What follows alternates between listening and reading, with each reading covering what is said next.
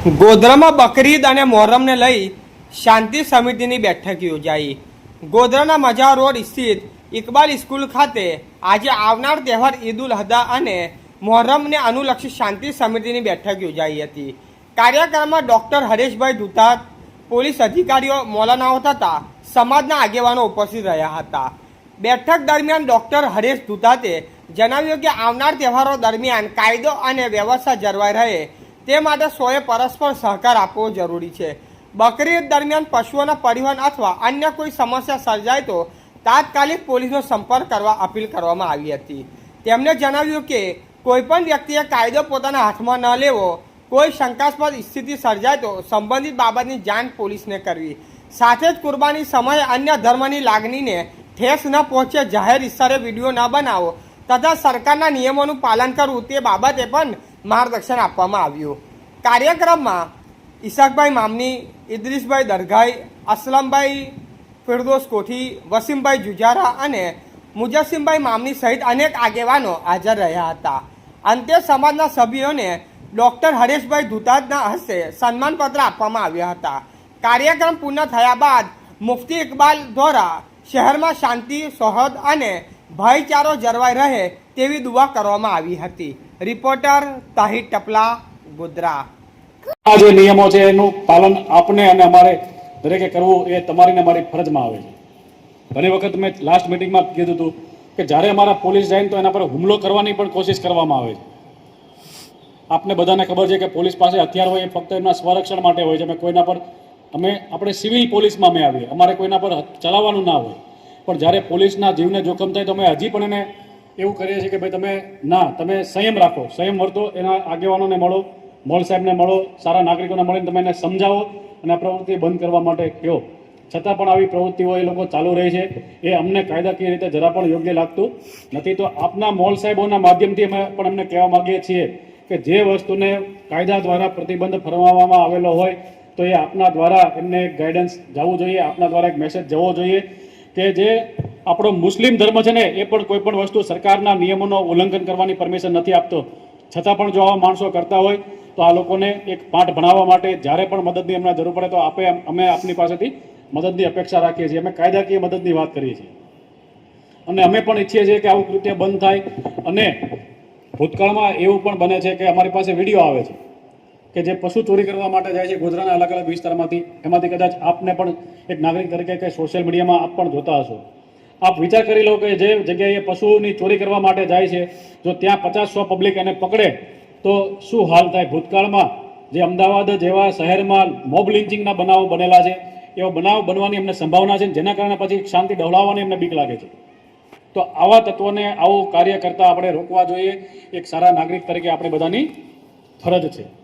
તો આવા તથા નજીકના આવનારા દિવસોમાં જે તહેવારો છે એના પછી નજીકના ભવિષ્યમાં 4 મહિના પછી લગભગ ગણેશજીનો તહેવાર આવવાનો છે। તો આપણે બધા દર વખતે શાંતિપૂર્વક રીતે જ થાય છે, પણ કોઈ 1% માણસો જે આવું કૃત્ય કરતા હોય અને એ કસમયે કરે તો એના કારણે કોઈ પણ પ્રકારની શાંતિ ન ડહોળાય એ આપણી અને અમારી બધાની ફરજ છે। બીજું, જ્યારે આજે આપણે ભેગા થયા છીએ ત્યારે આજે આપણો સૌથી મોટો એક કાયદાકીય પ્રશ્ન છે કે સાયબર ક્રાઇમ દ્વારા ઘણા બધા ગરીબ માણસો હેરાન થાય છે। એના પોતાના ખાતામાંથી પૈસા ઉપડી જાય છે, એના પોતાના મોબાઈલમાં ઓટીપી આવે, ભૂલથી શેર કરે એ થાય છે। તો જ્યારે મોલ સાહેબોને વિનંતી છે કે લોકોમાં એક જાગૃતિ લાવવું એ પણ આપણી એક ફરજ છે કે જ્યારે પણ આવા આપના તરફથી મેસેજ જતા હોય, આપના તરફથી બયાન કરવામાં આવતું હોય તો એ બયાનમાં લોકોને શું જાગૃતિ લાવવી જોઈએ એવા સમયે આપ અમને બોલાવશો, તમારા પોલીસ સ્ટેશનમાંથી પણ એક કર્મચારી આવીને આપને સમજ કરશે। તો આપણે ભેગા થયા છીએ તો કહેવા માગું કે કોઈ પણ વખત તમારે પેમેન્ટ કરવા માટે જ ઓટીપીની જરૂર પડે છે, પેમેન્ટ લેવા માટે ઓટીપીની જરૂર પડતી નથી। તો આનાથી બચવું જોઈએ, અજાણી લિંક પર પણ શેર કરતા માટે બચવું જોઈએ। કોઈ પણ બેંક તમને તમારા બેંકમાં કેટલું બેલેન્સ છે કે તમારા ઓટીપી આપો ટ્રાન્ઝેક્શન માટેનું એવી કોઈ રિક્વેસ્ટ કરતી નથી।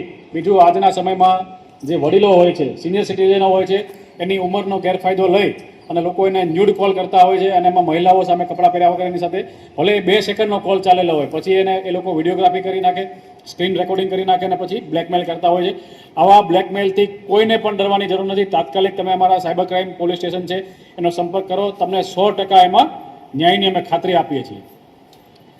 બીજું કે આપણે બધાએ એક સામાન્ય નાગરિક તરીકે નહીં પણ એક ભારતીય નાગરિક તરીકે આપણી જે ફરજમાં આવતું છે કે જે આપણા ટ્રાફિકના નિયમો છે એનું પાલન કરવું જોઈએ, અલગ અલગ પ્રકારે જેટલા પણ નિયમો છે એનું પાલન કરવું જોઈએ. ટૂંકમાં હું એમ કહેવા માગું કે નાગરિક તરીકેની જે જવાબદારી છે તમારી કે મારી, એ દરેક લોકો જો નિભાવે ને તો લગભગ આપણે બાજુવાળાને તકલીફ ન પડે. જ્યારે 2 દિવસ પહેલા અમારે મોરવા પોલીસ સ્ટેશનમાં 2 મુસ્લિમ સમુદાય વચ્ચે ઝઘડા થયા, બંનેમાં કદાચ 10 આરોપી હશે. તમને બનાવનું કારણ શું ખબર? બાઇક પાર્ક કરવા બાબતનું. આ કોઈ બનાવનું કારણ લાગે છે આપને? બાઇક પાર્ક કરવા માટે ઝઘડો કરવો, હવે એને બાઇકનું પાર્કિંગ બેને લાખ રૂપિયા પડશે. કારણ દવાખાનામાં થયેલો ખર્ચો અલગ, કોર્ટના ચક્કર અલગ, કોર્ટની દર મુદતે હાજર રહેવાના ચક્કર અલગ. વારે તહેવાર જ્યારે ઇલેક્શન આવશે એટલે પોલીસ એને યાદ કરશે ચાલો અટકાયતી પગલાં લેવાના છે, એ અલગ. તો આવા પ્રકારની હેરાનગતિ ન થાય એટલા માટે જો બધા લોકો પોતાની નાગરિક તરીકેની ફરજ નિભાવે ને તો આવા બધા પ્રકારના કાયદાકીય પેલામાંથી બચી શકે. બીજું, તમને એવું લાગશે કે ભાઈ આપણે દંડ ગમે તેમ વાહન ચલાવીએ આપણે તો દંડ નહીં થાય, પછી તમને સીસીટીવીમાંથી દંડ આવશે જ્યારે વાહન વેચવા જશો ને તો ખબર પડશે કે ભાઈ આના પર તો 25,000નું વાહન છે ને 20,000 રૂપિયા તો દંડ ભેગો થઈ ગયો છે. કેમ? અત્યાર સુધી આપણે કોઈ દિવસ ગણકાર્યું જ ના આવે કે ભલે ના આવે, આપણે તો ભરવાના નહીં ને, આપણે તો ચાલતું જ રહે છે ને, વાહન કોણ લઈ જાય છે. પણ જ્યારે વેચવા જશો ને તો એ વાહનના 5,000 રૂપિયા કોઈ લેવા માટે રાજી નહીં થાય. તો આ ખાસ તકેદારી રાખીએ અને જે પણ પોલીસ ટ્રાફિકના નિયમોનું જે પાલન કરાવે છે ફક્ત ને ફક્ત નાગરિકોના સારા માટે કરાવે છે, નહીં કે પોલીસના સારા માટે. નાગરિકો હેલ્મેટ પડશે તો નાગરિકોને ફાયદો થવાનો છે, નહીં કે પોલીસને, કારણ કે એનો જીવ બચશે. તમે જો આમાંથી ઘણા બધા મોલ સાહેબોને હું કહેવા માગું કે આખા ગુજરાતમાં, મેં તો PhD કરેલું છે, ગુજરાતના જે ગુનાઓ છે એના પર આખા ગુજરાતમાં 7500 2022નો આંકડો છે, 7500 લોકો એવા એક્સપાયર થઈ ગયા છે કે જેનો ફક્ત ને ફક્ત રોડ અકસ્માતમાં મૃત્યુ થયો. કેટલા લોકો? 7500 લોકો વગર કારણસર જીવ ગુમાવી દીધો છે, ખાલી ને ખાલી અકસ્માતમાં. એમાંના લગભગ 35% ગુના એવા છે કે જેને આજના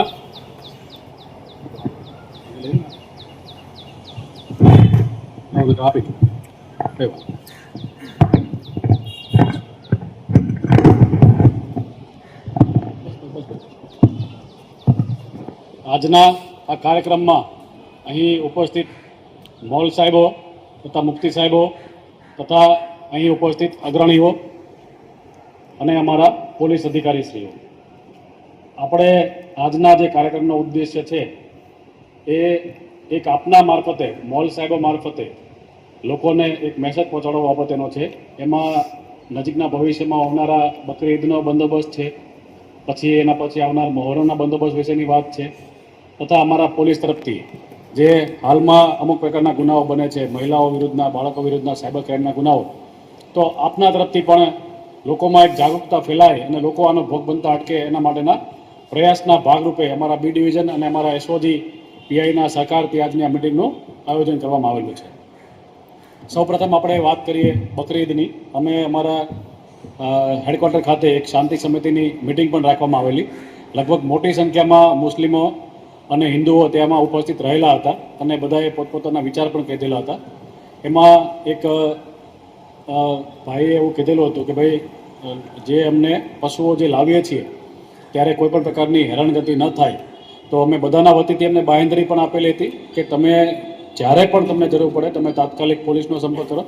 સામેવાળા જે છે, જે લોકો રોકવાવાળા છે ગૌરક્ષકોમાંથી, એમને પણ અમે કીધેલું છે કે તમારે તમારી જાતેથી કોઈ દિવસ પોલીસના સહકાર વગર કોઈપણ પ્રકારનું પગલું ઉઠાવવાનું નહીં. તમારે પોલીસનો સંપર્ક કરવાનો.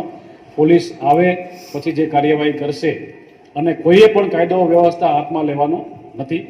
સામે પક્ષે એવું પણ કહેવામાં આવેલું કે એક ધર્મના જ્યારે પણ કુરબાની આપતા હોય ત્યારે એક ધર્મ દ્વારા બીજા ધર્મની લાગણી ન દુભાય એવી રીતે જાહેરમાં કોઈ વિડીયો ન બનાવીને ન મૂકતા, અને એન્ક્લોઝર જે સરકારના જે આપણા નિયમો છે એનું પાલન આપણે કરવાનું છે. જ્યારે લાવો ત્યારે પશુ ક્રૂરતા અધિનિયમવાળો કોઈ પણ પ્રકારનો ભંગ ન થતા હોય એનો પણ ખાસ ધ્યાન રાખીએ. તમારી પાસે જરૂરી જે ડૉક્ટરના સર્ટિફિકેટો હોય એનું પણ આપણે ખાસ ધ્યાન રાખીએ. એક વખત જ્યારે કુરબાની પૂર્ણ થઈ જાય પછી જે પશુઓના અવશેષો છે એને ગમે ત્યાં જાહેર જગ્યામાં ન ફેંકતા નગરપાલિકા દ્વારા જે વ્યવસ્થા કરવામાં આવેલી હોય ત્યાં એમનો નિકાલ કરીએ. નગરપાલિકાના એક કોર્પોરેટર શ્રી પણ અહીંયા અસલમભાઈને બધા અહીંયા ઉપસ્થિત છે, તો એમને પણ વિનંતી છે કે એ દિવસે ઇદ્રીસભાઈ પણ છે, એ દિવસે ખાસ કરીને એ લોકો જરા ધ્યાન આપે. એક જ મિનિટ રાજપૂત દો તો એજ્યુકેશન સારી રીતે નહીં આપી શકે. સારી રીતે એના બાળકોના લગ્ન નહીં કરી શકે, સારી રીતે ભણાવી નહીં શકે. તો એક ફેમિલીના એક માણસના મૃત્યુના કારણે 2 પેઢી બરબાદ થાય છે. પછી એની ત્રીજી પેઢી છે, એના બાપા એને મહેનત કરીને ભણાવશે અને આગળ લાવશે, એ કાઢતા કાઢતા બીજા 30 થી 35 વર્ષ નીકળી જશે. તો આવું છે. બીજું એક NDPS ડ્રગ્સનો ઘણી વખત અમારામાં કોલ આવતા હોય છે કે ગાંજાના કે ડ્રગ્સની જે ગોળીઓ વેચાય છે. તો આના માટે પણ તમારી ને મારી ફરજ છે. આ તો આખી એક પેઢી નહીં 2 પેઢી બરબાદ કરી નાખે. કારણ કે જે વ્યક્તિ છે જીવતા જીવ મરેલો છે, તમારા માટે બોજ સમાન છે, પણ આપણે એને જીવાડવા માટે દવા દારૂ બધું કરવું પડશે ને આખું ફેમિલી ખાલી થઈ જશે. એટલે ખાસ તકેદારી આપણે રાખવી જોઈએ. બીજું મહિલા હેલ્પલાઇન પણ છે અમારી 181. આ બધી જ બાબતે આપણે ખાસ તકેદારી રાખવી જોઈએ. બસ આ છેલ્લે હું સમયના અભાવના કારણે બધું વધુ વિશેષમાં કંઈ નહીં કહેતા, આપણા આગામી તહેવારો જેટલા પણ તહેવારો આવવાના છે, બકરા ઈદનો તહેવાર હોય, એ મોહરમનો તહેવાર હોય, રક્ષાબંધનનો તહેવાર હોય, કે નજીકના ભવિષ્યમાં આવનારી રથયાત્રા હોય, કે પછી ગણપતિ વિસર્જનનો કાર્યક્રમ હોય, આપણે બધા જ સાથે મળી અને એ સારા બધા જ ઉત્સવોને સાથે મળી અને સારી રીતે ઉજવીએ અને સફળતાપૂર્વક બધા જ ઉત્સવોને આપણે પૂર્ણ કરીએ એવી અભ્યર્થના સાથે હું વિરમું છું. જતાં બસ એક જ કહેવા માગું છું કે અમે જે અમારા અસારી સાહેબ હતા ત્યારથી અમે એક વસ્તુ કહેતા આવતા હતા કે ફ્રેન્ડ ઓફ પોલીસનો અમે કોન્સેપ્ટ ચાલુ કરેલો હતો. તો આના માટે અમે ગણપતિ વિસર્જનના 10 થી 15 દિવસ પહેલાં અત્યાર સુધીમાં અમે અત્યારથી જે કાર્યક્રમો ચાલુ કરેલા છે અને જે લોકોની એમાં સક્રિય રીતે ત્યાં સુધી હાજરી હશે અને પોલીસને બધી રીતે સહકાર હશે અને અમે અમારા પોલીસ મિત્રને કાર્ડ આપવાના છીએ. સાથે સાથે અમારે ઈશાકભાઈ તથા ઇદ્રીસભાઈની બધાની સાથે જે વાત થયેલી છે પ્રમાણે જે લોકોએ ગયા વિસર્જનમાં અમારી સાથે સારી રીતે કામ કરેલું છે એવા લોકોને અમે બિરદાવવા માટે પ્રશંસાપત્ર પણ આપવાના છીએ. તો આ સાથે હું વિરમું છું. જય હિન્દ, જય ભારત, જય જય ગરવી ગુજરાત.